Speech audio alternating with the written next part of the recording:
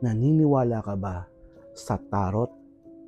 Ito ang mga cards na ginagamit ng mga tarot readers upang malaman ang inyong hinaharap.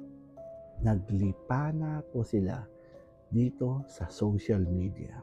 Ang sabi pa nila ay wala namang masama kung maniniwala ka sa tarot readings.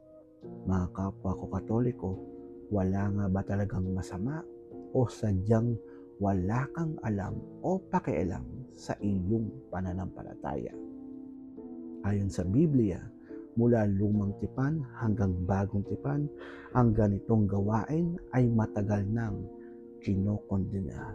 At ayon din sa Catechism of the Catholic Church, paragraph 2115, all forms of divination, gaya ng panghuhula, ay dapat nating itakwil. Meron pa ngang isang pagkakataon sa Biblia kung saan tinaboy ni Apostol Pablo ang demonyo mula sa katawan ng isang manghula. At alam mo kung anong tinawag niya sa mga naniniwala at gumagawa nito? Mga anak kayo ng demonyo. Brother Paul po.